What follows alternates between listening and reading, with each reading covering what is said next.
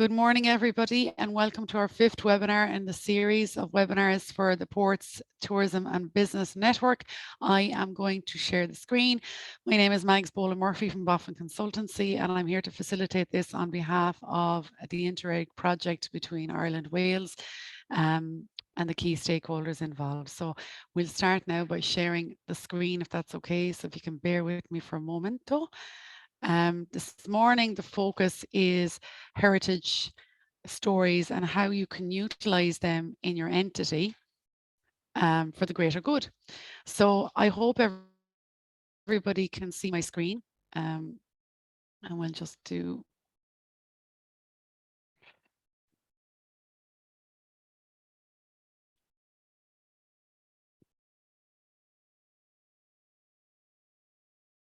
Just 1 second now, the presentation is going to open up for everyone.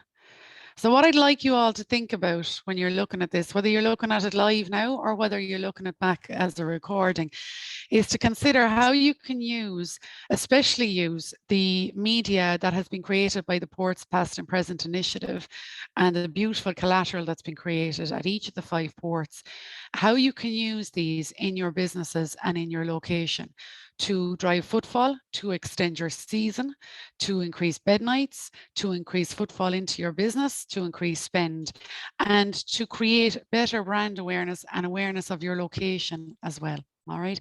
So just bear with me a moment. For some reason, the present, I think at this stage I'm having a bit of a course because on the previous webinar, all our systems crashed, but we weren't the only ones that happened to. The whole area crashed. So all the businesses in this area crashed, which might have something to do with the by roads and high roads, Beth, that you mentioned earlier, but we'll drive on with this now. Can everybody see that screen? Okay.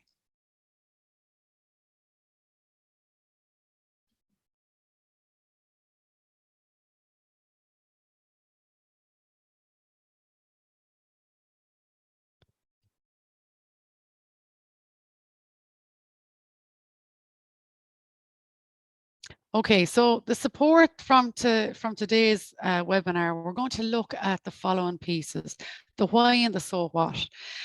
Before we go into that, I just want to reiterate a couple of things, right? To remember the function of this Ports Business and Tourism Business Network to support not just the businesses, but the community and the locations around it.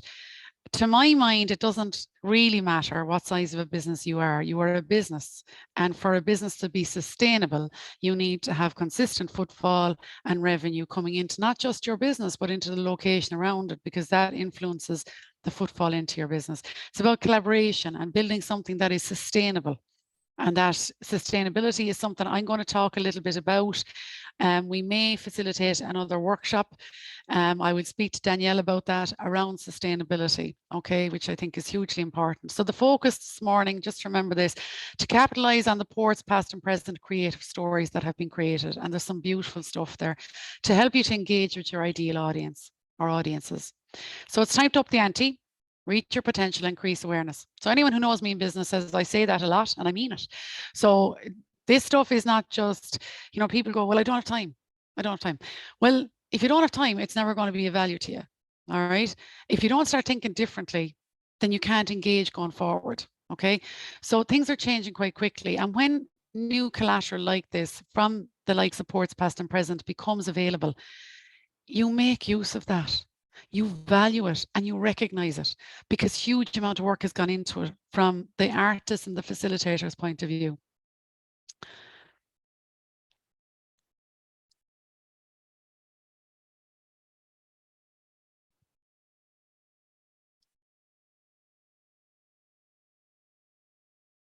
Okay.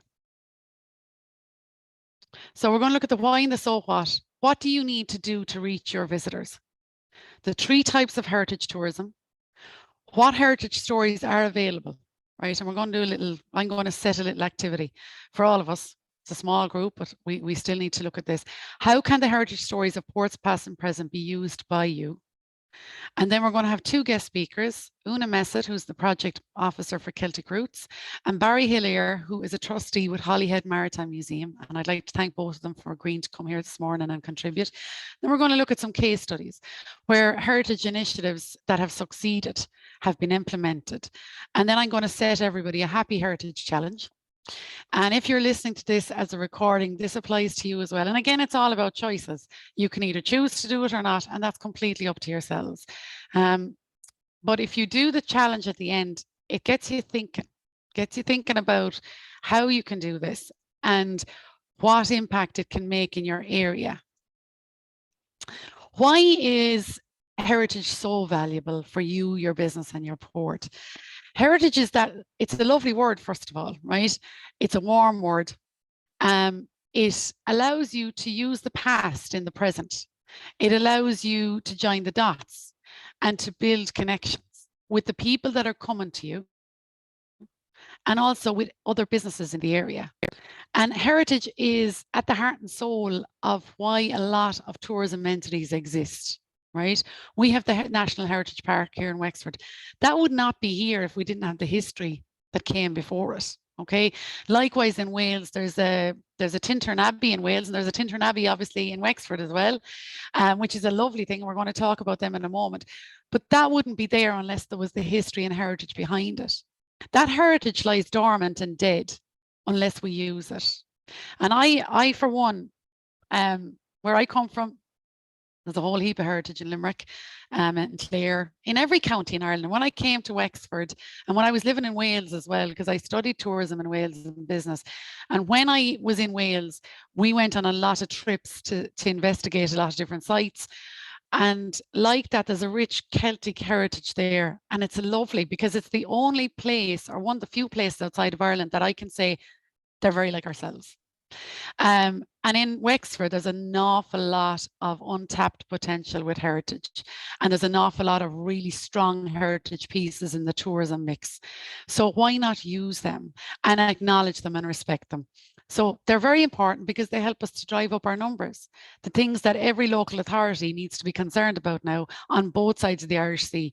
How do we drive up our numbers? How do we sustain our tourism businesses? How do we keep footfall coming into an area? And this is one very simple, ready-made piece that is there for us to draw on. The first protocol, what do you need to do to reach your visitors? The following, you need to remember the following, and this, I'm not always right, but these are the things off the top of my head that you need to do. You need to remember who they are. Who are your visitors? Right? And they say, some people, we do a lot of work with independent businesses, and they'd say to me, sure, Megs, we know who they are, but do you? Do you recognize who they are? What do they do? Where are they? What do they want? Right? What will get their attention? What will get their attention and engage them? And how will you drive them to your business, your location, your port, or your entity? This is the sweet spot, lads. And this is what helps locations, businesses, regions, local authorities succeed, make money, and be at the top of their game. It's how do you drive? How do you get their attention? I always equate a lot of business to sport.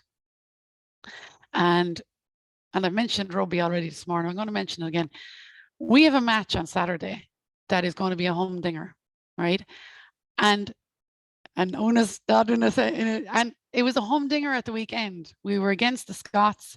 It was hard going now, to be fair, but we had to get their attention. We will have to do the same on Saturday, and we will have to have a plan and a strategy. Okay, it's the same with any game of sport the world over. You need to strategize, plan. Most of all, get active on it. Take action. Okay, that drives success. And it's the same with this. You need to consider, what do you need to do to reach your visitors? There's a commonality here with all the webinars that certain stuff will keep cropping up again and again for good reason. Right. So before you start looking at heritage stories, you need to know who you're looking for. Where are they? And remember these pieces. What do they want? What will get their attention? And how will you drive them to your business, location, port, or entity? Okay, there are 3 types of heritage tourism. This is the boring bit, but it's something that we need to remember. It's the educational bit, okay? You've got the built heritage. So that is any tourist site or attraction open to visitors, which is man-made rather than naturally occurring.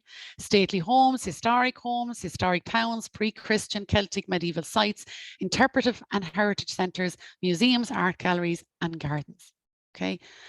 And it's with the built, you really have to work hard because you've got to sell that piece. You've got to present it in the right way. And we'll talk about that at the next webinar when we're talking about showcasing your location and facilities. So that's built heritage. Cultural heritage. You travel to experience the places, the artifacts, the activities that authentically represent the stories and people of the past and present, including cultural, historic, and natural resources. One interesting thing, and I love cultural heritage, I love history anyway, but I love that piece. And I'll tell you why I love it, because it's all about the people and the place, the stuff that you can't pick up. Some of it you can, the artifacts, right? But a lot of it you can't. And people are now looking for a location experience. And we do a module in one of our tourism programs called the people piece, right? And I think the people are very, very important, whether they're working in your business, whether they're surrounding your business and living in the community, or whether they're coming into your business. But fundamentally, you start with the crocodiles closest to the boat. They are the people in your business and the community in which you exist. Okay, that's what a lot of people come to locations for. We did a project last year, and I did another one about 5 or 6 years ago, actually, where I was asked to do bundles and packaging for different county regions up the country. And one of the things I said to them, let's build something around the people and around the location and around the community. Let's bring them in. Because when I did a little bit of searching and assessment, I quickly assessed that in one particular spot that springs to mind in particular, large reason why people were coming to that area was the people in that area. What made them special? Tourism was their bread and butter. They knew how to interact with the customers. They knew how to interact and welcome the visitors, right? That stuff now has to be engaged and taught, right? But this crew had it in, and it was the community. They had it in buckets, right? So the cultural piece is not just about your artifact up the road or an artifact sitting inside a museum. It's about the people as well and the full experience. And then the last one, natural heritage, which I also like, refers to natural features, geological and physiological formations, and delineated areas that constitute the habitat of threatened species of animals and plants, excuse me, and natural sites of value from the point of view of science, conservation, or natural beauty. Where I live, we're very near to Corclough Beach. The Raven, which is a forest walkway. They're protected areas. They're beautiful. 7 or 8 miles of beautiful beach, right? But there's more than the beach around that, okay? In Brecon Beacons, which I mentioned before this call, in Wales, it's an amazing, amazing spot. If anyone is into walking or hiking, you need to go there. It is stunning. And it is a mammoth to climb, let me tell you, right?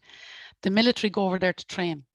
Our Irish military go over there to do shooting competitions and runs and walks and stuff like that. And it all happens on the Brecon Beacons. And it's stunning countryside. So there are 2 examples on the Welsh side and on the Irish side of natural heritage. Okay, so let's have a look. We need to remind ourselves and our businesses and our communities, and I think this is something that I need to just harp on a little bit about for a minute and labour the point. And we're going to look now at the resources, what is available for ports past and present. And we need to remember that this is a tourism and business network, right? At the heart and soul of any tourism and business entity or tourism business network is your community, right? So community entities can use these resources. Businesses can use these resources, whether they're tourism or not, right? Am I right in saying that, Danielle? Yeah. right? So I'm not imagining it, okay? This is a rich, rich resource pool, and a huge amount of time, effort, skill, creative skill set, and money has gone into establishing these. So I would always encourage people, please use them, please, because otherwise they're just going to lie there like the heritage artifacts, dead in the ground, unless you utilize them. Okay, so let's have a quick look. This is what's available, and it's available to anybody who wants to use them in each of the ports. And I'm going to talk a little bit about how you can use these resources, and then we'll go on to our lovely speakers, okay? So we've got 4 elements: the films, the creative connections, the port stories, and the port places. So if we go into, sorry, gone back.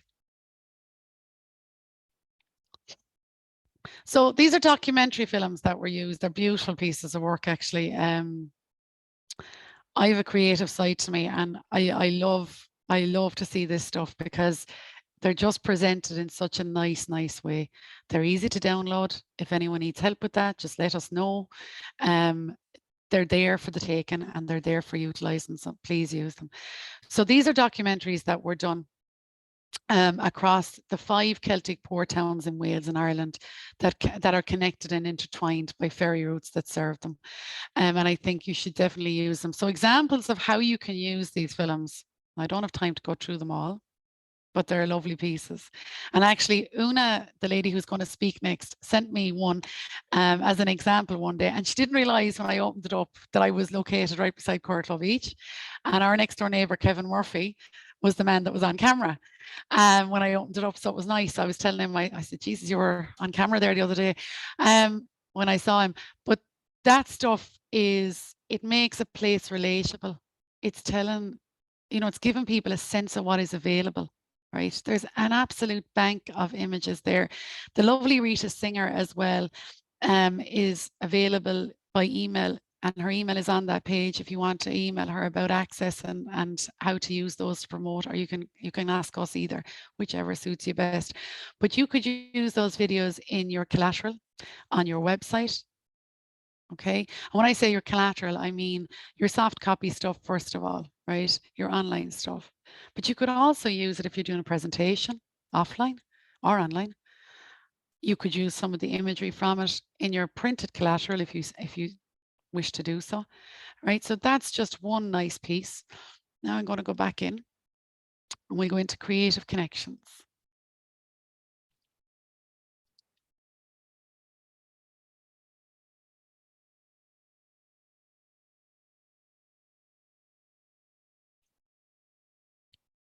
Excuse me.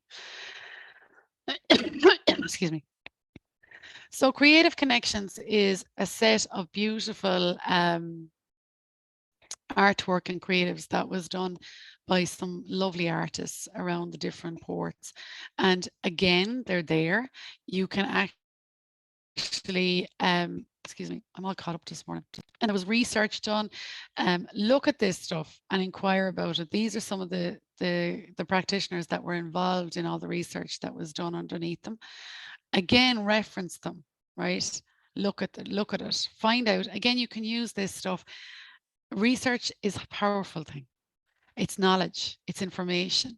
Use it, use it. Deirdre, you have your hand up there.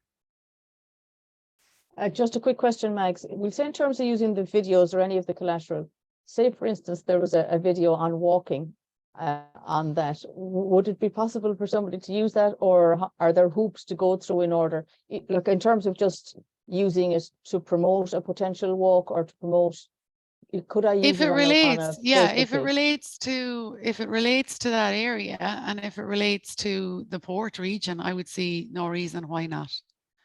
And you'd attribute it and you'd say where you got it, but absolutely acknowledge where you get the resource. Yeah, I think just to follow that up, Deirdre, they've been released on a I think it's a share alike license. It's Creative Commons. So the idea is that you can reuse them for your own purposes and just acknowledge where you got them from somewhere, and in fact we'd be delighted if you use them. Okay, sound perfect. Thank you kindly. Okay, so now we're going to go into port stories, and I love this myself, right? Because It's something we've done a lot of with entities over the years and locations. And it's all about telling your story. It's all about giving your business, your region, your location, your community substance, right? And I know Danielle and Alva, who's not here this morning, but Danielle and Alva have been trying to organise the photographs and all that kind of jazz to go with each of the port stories. I'm correct in saying that, Danielle, aren't I? You are. Yeah. Good. So we've been following up with not like creating not only kind of stories of kind of heritage stories now, which are still being added to Omeka, but also stories of everyone's businesses and how they came to be, because people love to know the story behind your business and a little bit about you as well. Yeah, no, and that stuff is, it's rich, because humans by nature are nosy, right? And we're curious little devils. So we like to know who we're going to parting our cash with, essentially, as well. But we also like to know the stories of the area. I love this because I could read these all day, I'll be honest with you. And it gives you a sense of where you're going to as well.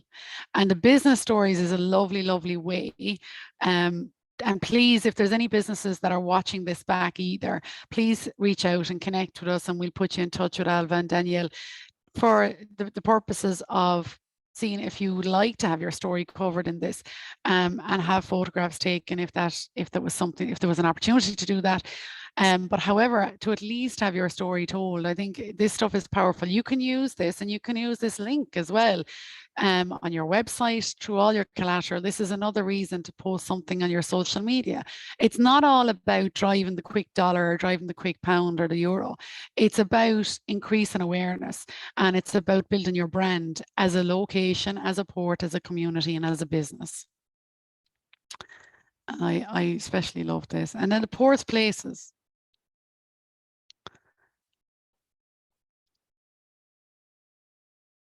Right, so port places.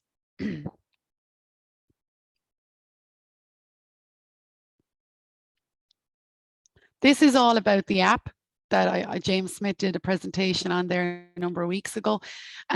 This is a smart piece of technology built specifically for the ports. Again, we have so many apps on our phone. I mean, I do everything bar make a cup of tea, because the phone would never make a cup of tea like I make it. And they certainly wouldn't use Barry's tea, Oonagh. So we use our phones for everything. Look at this app, use it, put it on your phone, and see, this can benefit your business because it allows people to find you, to remember you. And as I always say here, and Jenny, God love her, is sick of me saying it, she's heard it 101 times, if we are not reminded, we will forget. So you need to remind people that you're there. It's not that sometimes when they come to a region, it's not that they're being rude or they're forgetting you. It's just that they can't remember you're there. So the app is a really powerful piece. You can see it through multimedia collections and stories on the app. And it is really good. It's a quick download. It's a free app as well at the moment. So please look at that, right? It allows people to reimagine the past, and they can go through it in a nice way, but also helps them to plan their visit too. And I think anything that helps me plan when I'm going anywhere gets a thumbs up, if it comes from a reputable source, obviously. Okay, so those things, again, are rich resources. I've gone through it there in a whistle-stop fashion, and probably there's others that could have done it better than me. But this is essentially a bucket of resources that can be utilised, and they all are built upon heritage of location and port. And they have their place. So please use them, okay?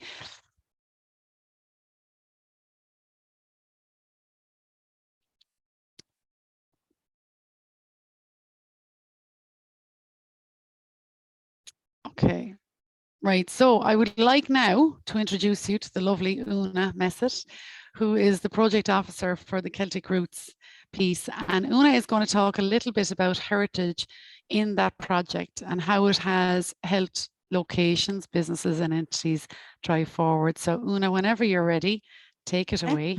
And I'll move the slides for you if that suits. Okay, we'll go to the next one then, please. Very, very brief background as to who we are and what we are. We are a Ireland Wales project, the same as Ports Past and Present. And we're one of many here in Wexford County Council. We have ancient connections. We also have dealings with the Cuppet project and the Portalis project. So there's quite a few of us here in Wexford County alone. Sorry, mate. And of course, as soon as I start presenting, my phone starts going. Isn't that just typical? We do a lot of work with the Visit, whether they're Visit Wexford, Waterford or Wicklow. There are 3 counties in Ireland, and our 3 counties in Wales are Carmarthenshire, Pembrokeshire and Ceredigion. I hope I'm pronouncing Ceredigion right this time. We also have a very good rapport with Ireland's Ancient East, especially their people on the ground here in our 3 Irish counties. You go to the next slide there, please, Mike. Sorry, I am whizzing through it. When the project was envisaged first, we had 2 very lovely highline ideas of what we were to do to convert potential visitors, because we're seen as transit areas. You land in Rosslare Harbour and you're going to Dublin, or you're going to the Wild Atlantic Way. You're not staying in Ireland's Ancient East, and we wanted to stop that. And of course, the ever-present increased sustainable economic development. That's in pretty much every Ireland Wales project, or every project I've ever seen come to fruition. Now, how we do that is always very different. Different people have very, very different ideas. So our whole idea was through tailored marketing and promotional campaigns for the visitors and the tourist providers, supported by the county councils and the visitors. It does work. Now, we did have, some local authorities did want to go a different way, and through collaboration, all 6 did agree on the final through a marketing campaign. Next slide there, please.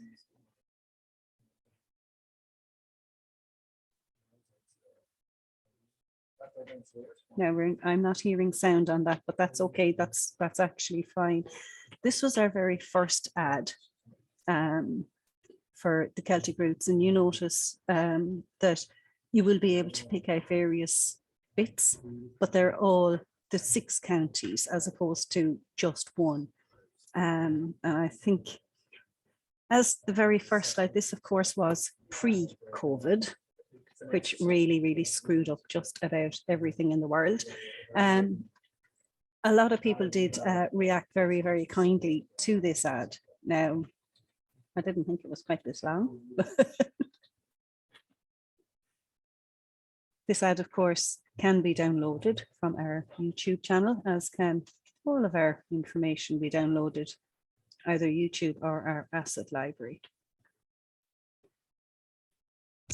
Now, Oonagh, would you like me to move along? Yes, please. Yeah. Actually, do you know what? If you skip the next 2 slides as well. This has to play out for some reason.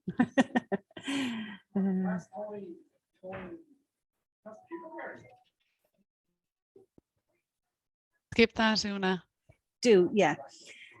Now, although our videos are absolutely fantastic and they are available, what we do is we have a huge asset library, over 12,000 content, whether it's video or stories like the ports, or 3D and drone work, which is soon to be available once we have all the logos put onto it.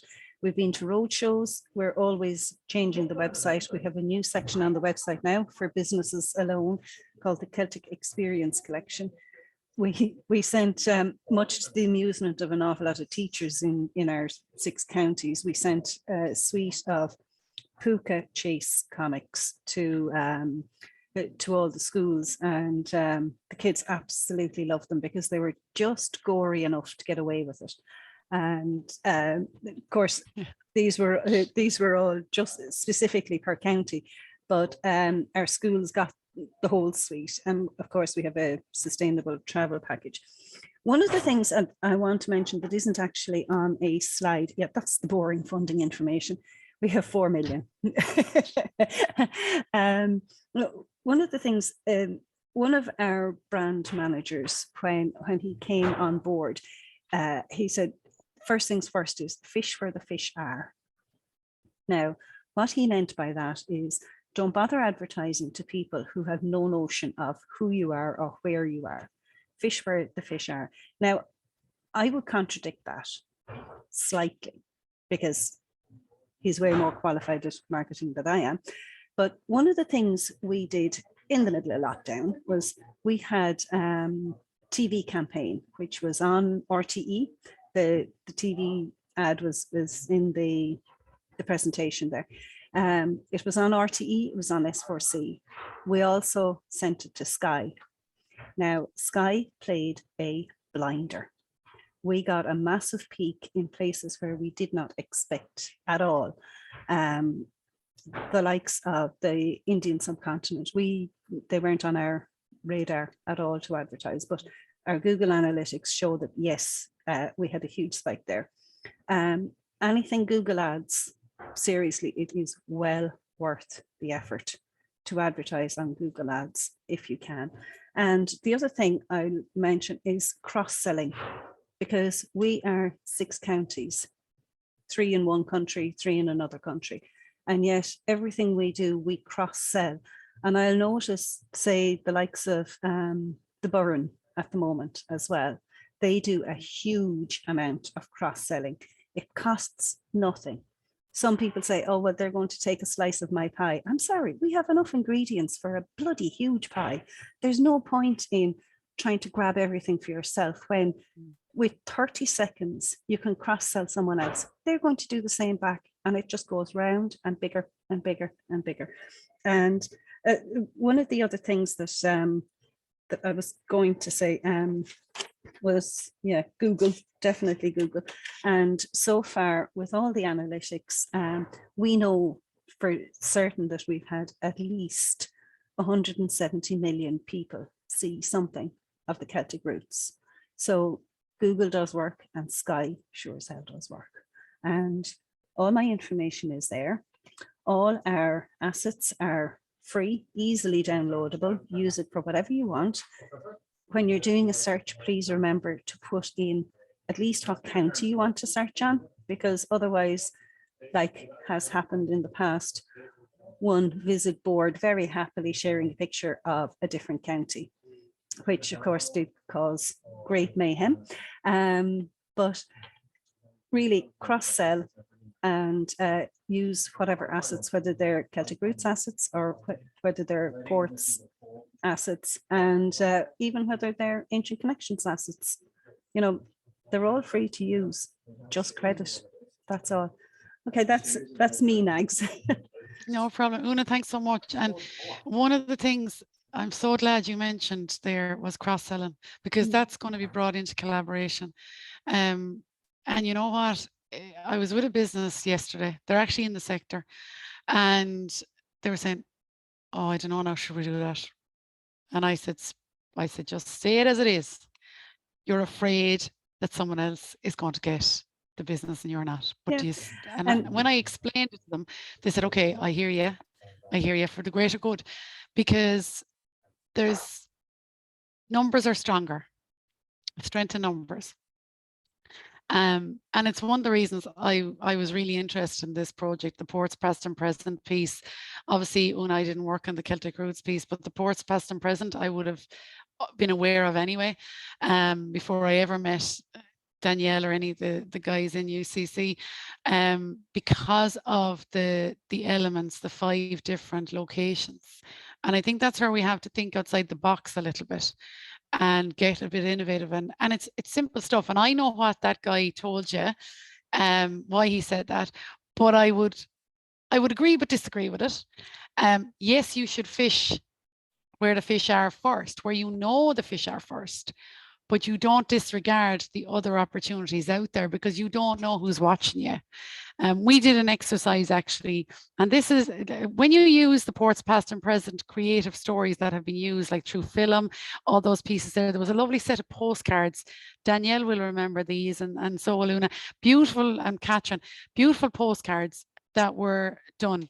And they're gorgeous. They were completely different, right? So you could use those in your business if you wanted to, right? They're there, they were a free resource. So the videos and all the pieces that you're being handed and given as open access, sometimes people don't appreciate them because they don't have to pay for them, or there's no high cost factor on them. But the truth of the matter is all these pieces of collateral and creative genius have been invested into hugely, and they're at the higher end quality wise of the spectrum, definitely. So this is a gift. I see this as a gift to all the 5 areas. Utilize your gift, right? It's like trying to think of something. I got a pair of shoes off a friend of mine. They're a gift and I love them. They're good shoes. And I love them. Every time I put them on, I'm like, yay. I love my shoes. And it's like when you get a gift like that, you know, use it to make your business, and I use those shoes to make me look better. So use those video pieces, those creative stories to make your area look as bloody good as it can. Have your best foot forward, present yourself. And as I always say, don't just be grand. Anyone can be grand. Any location can be grand or okay. But I would always hope that we all aim to be better than that, you know, and go in there with full welly, full throttle, that you're presenting your location and your offer in the best possible way. And this stuff here that's available through Ports Past and Present can definitely help you to do just that. Oonagh, thanks again. I'm sorry, I get very passionate about this stuff. But no, I shouldn't apologize because it's okay to be like that. Okay, so the next speaker is Barry Hillier, the lovely Barry from Holyhead. And Barry is going to speak a little bit about the Maritime Museum, Holyhead Maritime Museum, which is a building full of history from that location. And he's going to speak a little bit about, in brief, about the history of it, but also about how they use the heritage in their area to push their area, promote their area. So Barry, I will hand it over to you. And likewise, I will go from slide to slide if that suits, or if you want to share the screen. Maybe you did say you had slides there. Is that correct? Yeah, I'd like to use our slides because I think yeah, no I problem like to tell the story from our perspective, really, if that's okay. No problem. 1 second right, now, and I'm just going to see if I can enable share now. Now, Barry, you can fire away. Right, I want to share our screen. You need to unshare yours now, I think.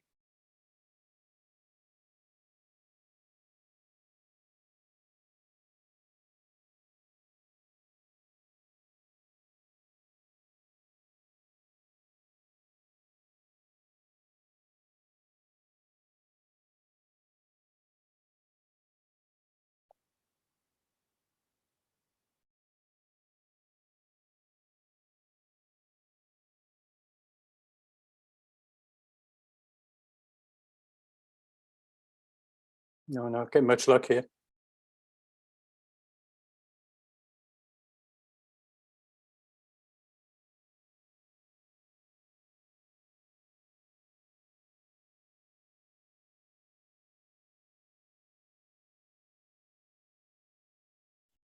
Barry, you can see you've started screen sharing, so I have it.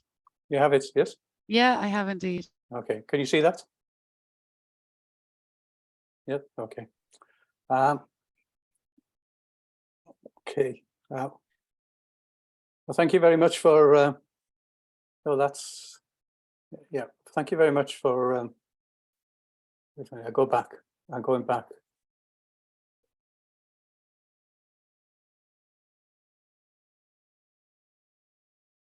Sorry about this. It's okay. There we are, that's the beginning. Can everybody see that? Yep, okay. Well, thanks so much for this opportunity to tell a little bit of our story and how we look at engagement, because basically that's what we do. I think a museum's point of being there is actually to engage with people and to tell stories. And if anybody doesn't know where we are and what our location looks like, this is us. We're in an old lifeboat station, an old lifeboat house that was built about 165 years ago.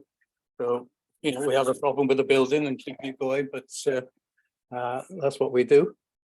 Perfect location, you may think, and people come flocking to your door wanting to see inside. But it doesn't work that way. It needs efforts to get people to come down to find you, have an interest in what you've got to say, and to have an experience with us. So perfect location. We have this lifeboat house full of memorabilia and artifacts. Alongside, we have a Second World War air raid shelter. So we have another story to tell there.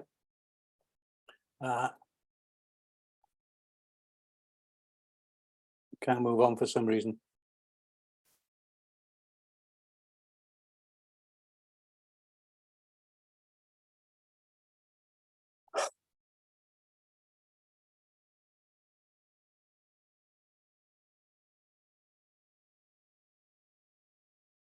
I'm frozen this end.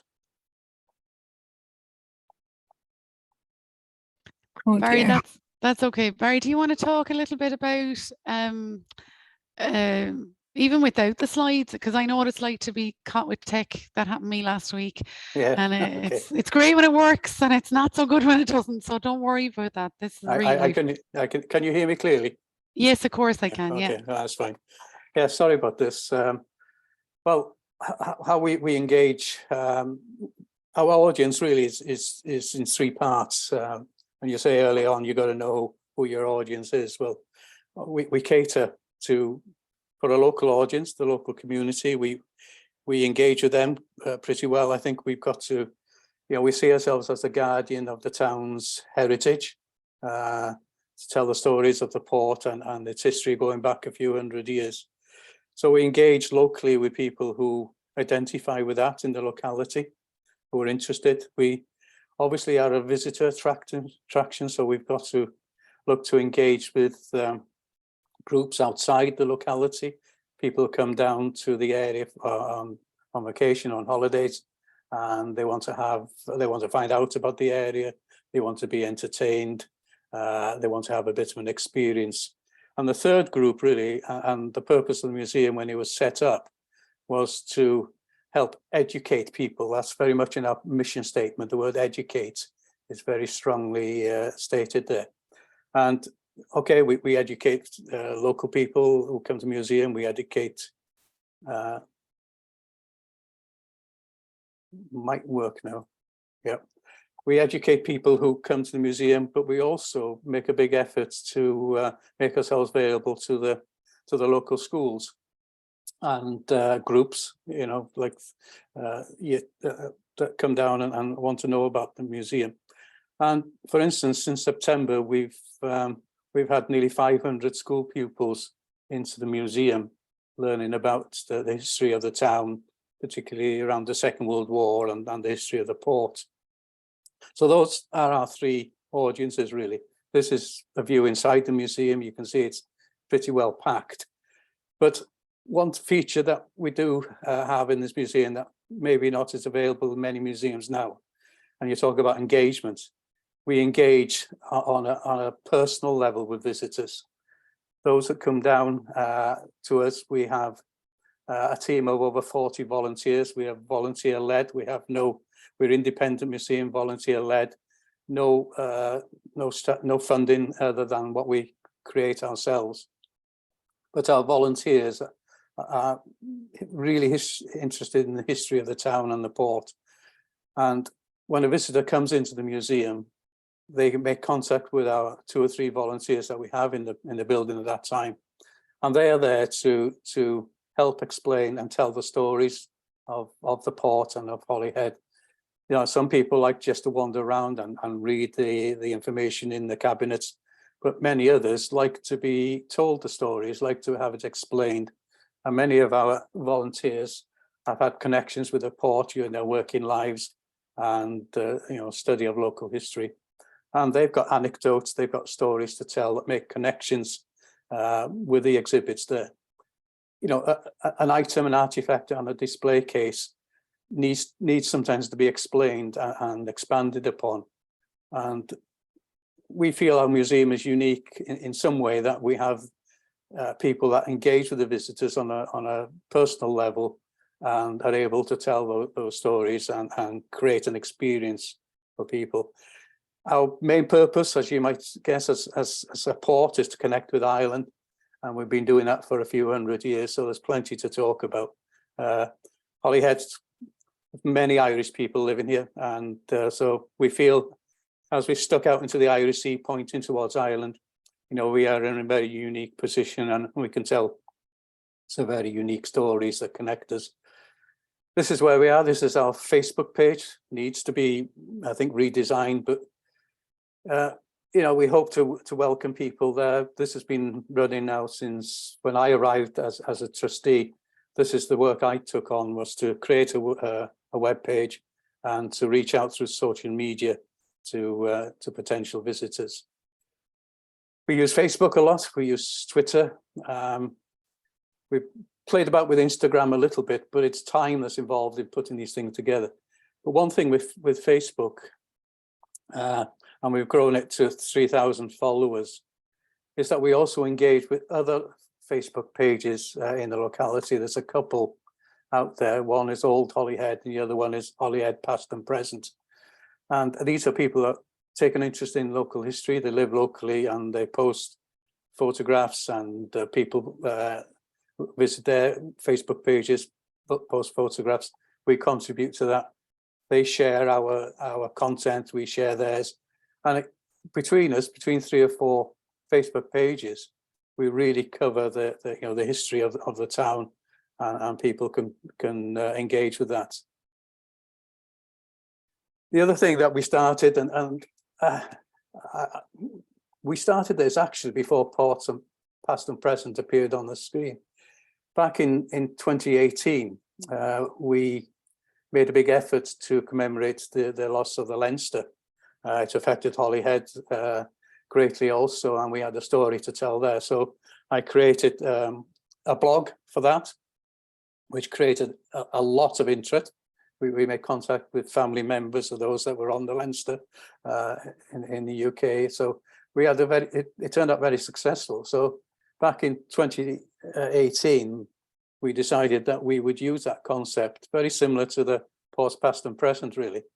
And some of our stories are being shared on the Ports Past and Present web page and other things. But we've used this to engage beyond ourselves and create a virtual museum in some way, again, telling the stories in which we in the museum like to tell. So we've told similar stories, some stories that maybe haven't appeared anywhere else. There were 3 seamen from Holyhead that took part in the Arctic Ocean exploration, trying to find the Northwest Passage. We have that story to tell.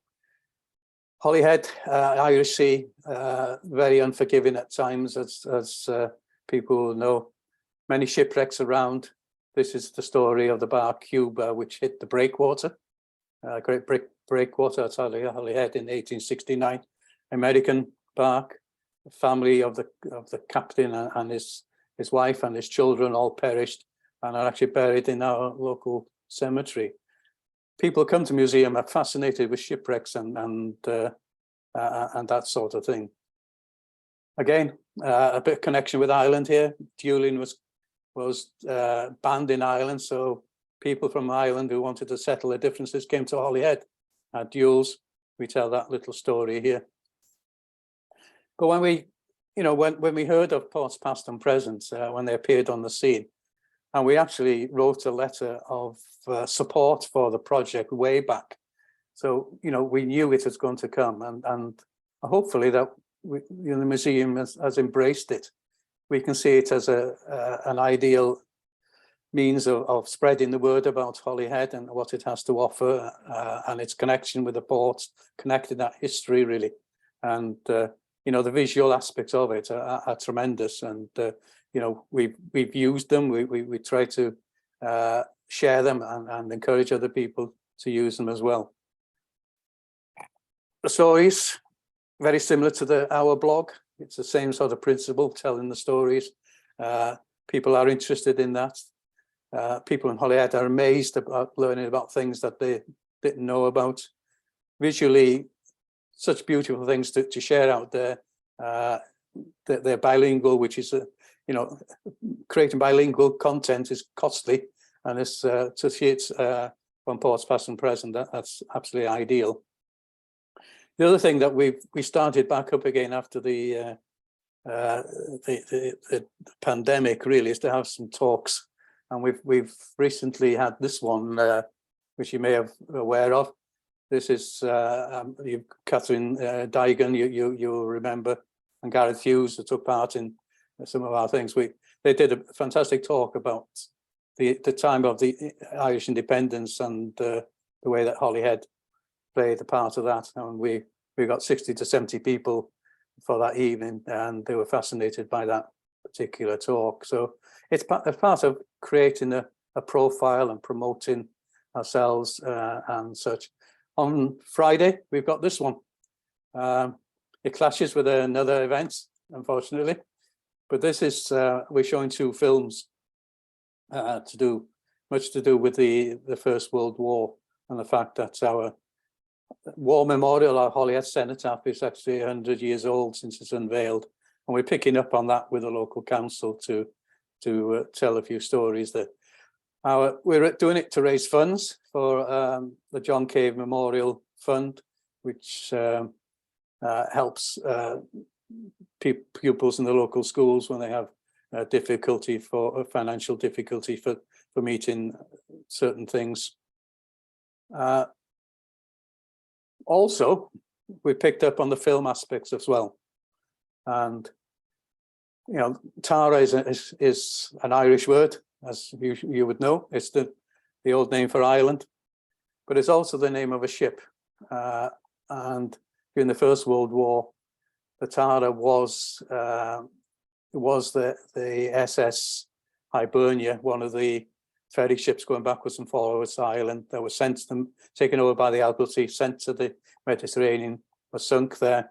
And the story of how the crew survived captivity in North African deserts is the story. We've had a professional filmmaker produce a promotional film for the museum. They've done it for free. Well, they've done it for just virtually for a couple of £100 really. And we're showing that. The premiere of it is on Friday at Holyhead. As I say, it's a promotional aspect of the museum, but it also tells the story of the Tara, which was manned by Holyhead seamen. So what you can see is that we've more or less mirrored some of the things that ports past and present have been doing. Important in my mind, just to summarize, that we spread a very wide sort of approach to promoting and getting visitor interest into the museum. And I hope that, you know, we're going to take this forward and learn some lessons from yourselves and how you've fared with it. So I think that's the end of it. Yes.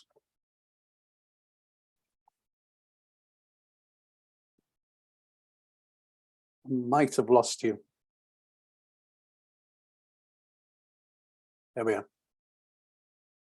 We're here, and it was fascinating. Sorry if I rushed through that a bit. That's okay. You didn't rush through it at all. That was lovely. And I suppose it shows as well how you were able to bring in some of the heritage stories from ports past and present into your own story. And I think that's something that anyone that's listening to this either today or tomorrow, or whenever they're listening to the replay, to look at that you can marry in the stories of ports past and present into your own story. It complements it rather than impedes on it, if that makes sense. And Barry, thanks so much for taking the time to do that. I appreciate it. Just going to share my screen again.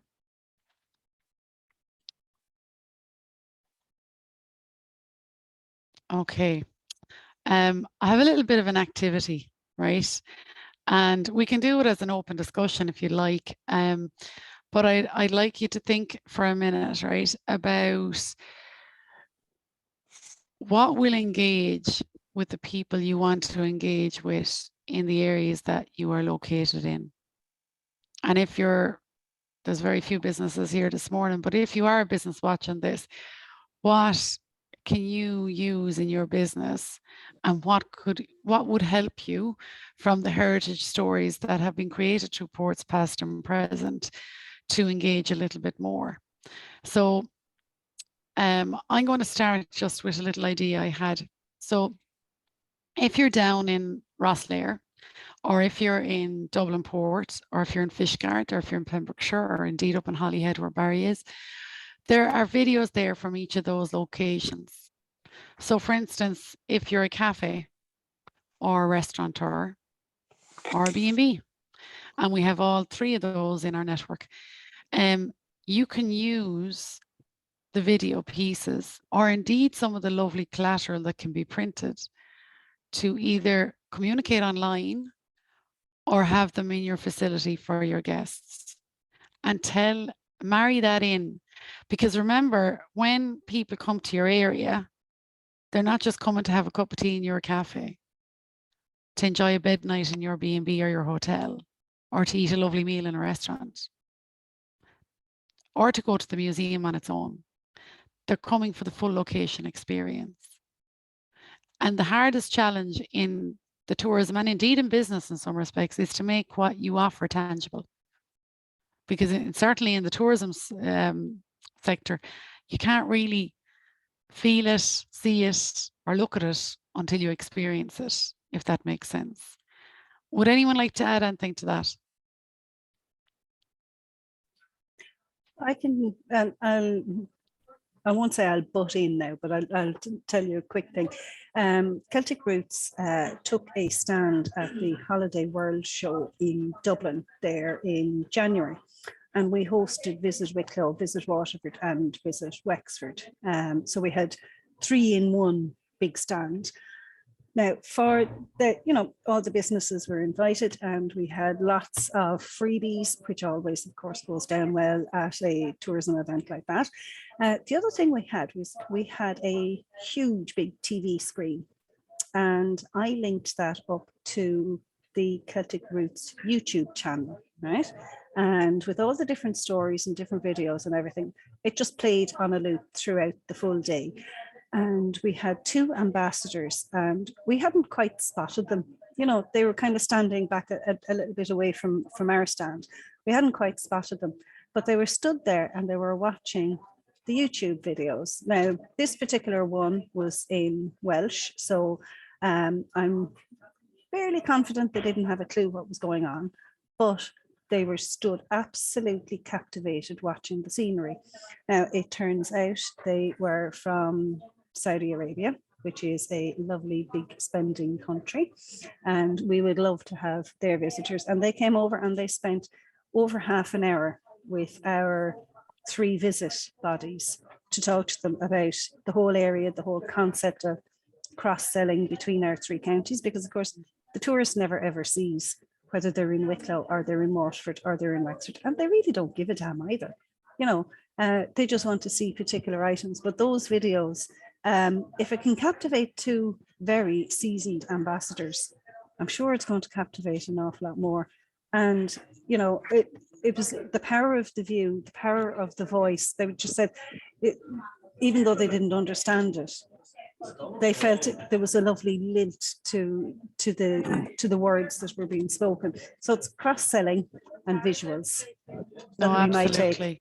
And I think, Oonagh, that's a really, really good example. And I think with the ports past and present pieces, I've watched a lot of the videos that are available and the films, and we've read practically everything at this stage, it's fair to say, Jenny. But one thing that I found lovely was they're shot really, really well. They're really professional and they nearly calm you. You feel like you're there in some respects, right? So they're it's an awful, me with my business hat on now, my sales hat, they're carrots, right? They will draw your visitors in before they come to your location, right? That's called engagement. And that helps to drive them to make a booking and make a decision about what they're going to book or purchase. Catherine, you've your hand up. Yeah, just to say, like, obviously what Barry is doing is really encouraging. And, you know, if you can find someone in your locality who's willing to support local businesses and local not-for-profits like that, absolutely take advantage of their expertise and get everything you can out of them. But you can also just, like, it doesn't have to be super complicated. You don't have to recut videos or Photoshop 12 different kinds of logos onto the images that exist. It can be really, really simple. You can just flat out steal a screenshot and stick it on your Instagram. Put the video on your phone and just like cut the relevant 10 seconds, like using your Instagram app. You don't have to download film editing software or understand audio, anything. You know, don't you know, I wouldn't like anybody to feel intimidated by this sort of thing. It can just really be straightforward. And the great advantage that we have with the port locations and the areas around the ports is that they're really, really beautiful and really, really rich in heritage. So you're not like working really hard to like make something seem more amazing than it already is. The canvas is there. It's just about showing it to the people who want to see it. That's so true, Catherine, and thanks for making those points. Beth, you have your hand up. Yeah, I'm one of the tourist guides from Holyhead, and one thing I remember doing on the course was the teacher said, try and tell them things that you can't Wikipedia. So it's, if you're going through somewhere, my mate lives down there, if I'm doing North Wales, Anglesey, and we're passing through Ball Bay, it's top end of the island. My daughter does sea rowing. You can't Wikipedia that unless you happen to know it. And another thing is, we're going past sort of friend lane that leads down Friends. My friend's a beekeeper and wears a pink beekeeping suit, and they absolutely love that really local knowledge. And also, I'm a genealogist, and I was talking to a couple of lads, and I said, do you know what a genealogist is? And they went, no. So I said, I hunt dead people, but not vampires or zombies, which was the easiest way to explain it to a couple 8-year-old lads. They remembered it.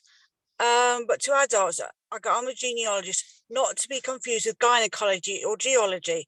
So again, it's using a sense of humour and those little stories that tie you into that location and shows that you just haven't been planted in. You actually know the area. You know those small stories. And that's what they love. Exactly, Beth. And that's what I was, I suppose, trying to refer to there when I was talking about the area that we worked with. It's the people on the ground in your communities and in your businesses.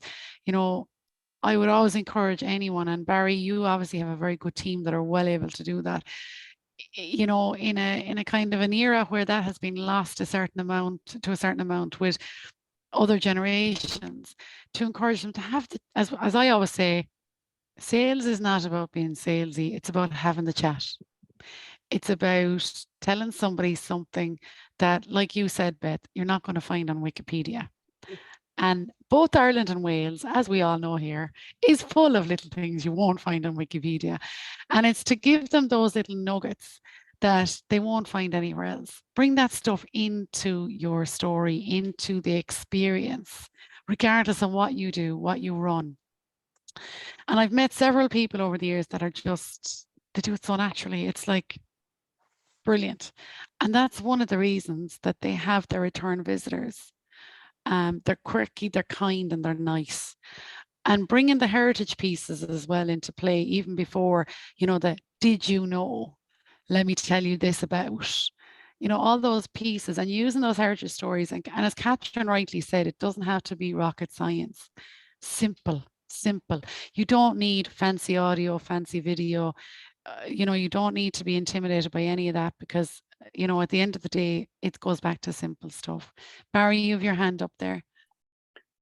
Yeah, I'd like to echo what you've been saying. Really, it's location is the issue really, and to get one thing that we at Holyhead, I'm not sure we suffer from it, but it's important to us, is that we've got to get people our end of the island.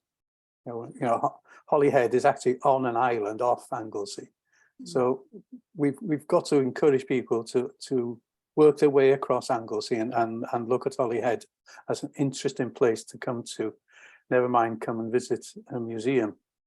What we're trying to get less and less of really is when visitors come to us, they say, we never knew you were here. You know, we wandered down here when we found you, and it's been amazing. Now, we want to make that phrase, that sort of reaction less and less really, so that when people come down, that they already know about us, they're interested to come, they're willing to pay, and they're willing to participate. So location is you know, making the area as attractive as possible. We have our difficulties in Holyhead, and there are other agencies. You know, I was interested in what's happening down with Oonagh and what's happening down there. We have a similar initiative here. We're trying to make Holy Island and this cubby where Holyhead sits on itself, you know, a venue, you know, a place the visitors have come to. So the council have had many millions of pounds to try and do much the same as what's happening down in Carmarthen. I must say, I think what's happening down in Carmarthen sounds more successful. That's what's happening up here at the moment, but there you go. That's councils for you. But you know, it's all about that, and you're talking about you know, selling, sharing. The museum is part of an association of attractions on Anglesey Attractions, and we for a few years now have put money together. That's about 12 attractions at the moment, to pay for you know, tourist literature, leaflets, the distribution of them. I think this year it's about 300,000 leaflets with all our details about on it. We've also recently engaged a company to promote us on social media, you know, to look for things and to pick up on our activity and press it out there. And as you say, you know, we need to get people to come into Anglesey first, and then, you know, to work their way across Anglesey to our end of the island as well. And I think those attractions will, every attraction hands out these leaflets to all visitors, and we share that information so that we, you know, we make Anglesey, our holy island, and this could be an interesting place to come to, and to look at very different forms of attraction, really, you know, for many reasons. So I think, you know, what you've been saying is true. You know, we've got to work hard in that sort of area. Thanks, Barry. Thank you for that. I'm just conscious of time. I just want to show you some case studies, okay, very quickly. And we'll provide this to everybody afterwards if they want. Now, these are little quirky ones, okay? There's a couple of different, and I know them all quite well. And that's why I've picked them. So on the Irish side, don't worry, we have the Welsh side covered as well. We have a couple of entities that have used the heritage piece really richly. Okay, so in Waterford, and Oonagh, if you've been up to Waterford, we do a lot of work up in Waterford.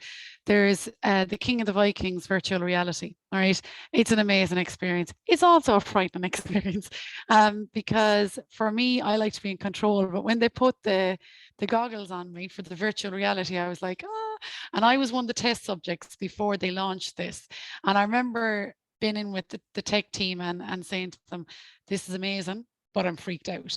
But it felt so real, super real. But what they were doing was quite a magic piece. They were using the heritage of their location and matching it with the tech of today. And it works. It works. So we'll share that link actually, because it's full of history, Jen, and it's a really nice one. The second one is here in Wexford, Killane Castle. Beautiful, beautiful property. It is actually a lived-in property. It is lived in. The family that are from that come out of this castle live in it, and they've really used the heritage, and they definitely use the welcome piece. It's a former hotelier that his family have lived in this for many, many centuries and years, and he is now taking up the mantle to run it. It's a small boutique hotel stroke B&B. It's more of a B&B boutique than anything else. But the welcome you get a real sense of history. They tell you the stories of the castle. They give you the home bread, the scones, my God, the tea. It's just a lovely, lovely experience. And it's a beautiful preserved building. Just another example of how they use that. And then one of my favorites, which is run by a very, very good friend of mine. It's called the Home Place Cafe. Orla Kane, anyone who's Irish here, I sing, and she used to sing with me. She's from the famous Keane family from Galway, Dolores Keane and Sean Kane and all them. She has a restaurant in a cafe come restaurant called the Home Place in Headford. And what she has done is, and we've helped her do it, is build suppers, and they're supper sessions. So she's brought the heritage of Ireland and music in and song in, and this is, I'm going to play a little bit because you won't believe this. This is actually live while people are having their supper. Now, if you can't hear it, that's okay. We'll share it out. You can't hear it on this. But it, again, there are 3 examples of where the heritage of the location is being used, and it's working. It's working. People want to see that in today's format as well. So on the Welsh side, and I'm really, really liking these 2, right? So one, and some of you might know these. So the Zip World, and I'm not even going to try and pronounce it because I'd only be insulting the Welsh language. Zip World is home to the Deep Mine Tour, which sees you descend 500 feet. That's my idea of frightening hell, but my husband would love it. Into the deepest accessible area of the site on Europe's steepest cable railway. That's amazing, right? And they have used the video piece to once again marry in the heritage in quite a frightening way, but a really engaging way to engage with their ideal audiences. And that we'll send on all this just to give you a look. And then Tintern Abbey, not the Tintern Abbey in Wales, or the Tintern Abbey in Wexford, the Tintern Abbey in Wales. They use their heritage pieces through video. There's nothing too fancy about this, as Catherine said. It's basically using what they have, ready-made resources, which is what ports past and present have there. Ready-made resources for Holyhead, Dublin, Rosslare, Pembrokeshire and Fishguard. And they're there to be used, and they can be as equally, and they are, they're high quality, professionally executed pieces, whether they're soft copy, whether they're tech, whether they're hard copy. They're all produced by creative artists and specialists in their field. Brilliant stuff that can be used and do the same job, if not better, than some of the stuff that I've outlined there. Okay. Whizzing through this because I'm just conscious we've gone way over time. So I want to set a challenge, right? And it's not for now. This is for you, and it's up to you if you want to do it or not. But it's a heritage challenge to you in your business or in your entity, even if you're a local authority, to look at it, right? And I want you to find your stories. Find the stories that are in your business. Find the stories that are in your locality. It could be as simple as what Beth said earlier on. There's a beekeeper down the road who wears a pink hat. Now, I personally think that's a very funky beekeeper, right? If you have a little quirk, like for instance, on our site here where we built, our daughter is 8th generation to live on this site. And even some of the locals around here, when we said that when we were building, they didn't realize it. They had no recollection. And my husband's grandfather was born down on the Raven, just down between Ballinescar and the Raven. People here from Wexford will know, right on the beach, right? So there's little bits of history everywhere. Find them, use them. Okay, there's little stories everywhere. Welsh and Irish are great at the old stories, or as we say in Ireland, the scales, right? Caddy and scale. Like, use your stories. They're there. Your own story as people in business, your family story. Use them. They make you richer and more attractive. So I would like you to do that if you have the time and the inclination to do so. I would thank everybody here for taking the time to be here this morning, and apologies for running over time, but that's what happens when we get into things. You have all our contact details here, and we will be putting this up as a replay. Our next workshop is going to be all based around collaboration and familiarization trips, and how do you present in the right way to your prospective decision makers who can influence footfall in your region. What I'm also going to propose after this now, especially after this morning, is another possible workshop that I would like to deliver around sustainability and around the power of sustainability, and that marries very well with the ports past and present collateral that is there to be utilised, and it's the way forward as well. Okay, thank you, ladies and gents. I am going to stop the share. Thanks.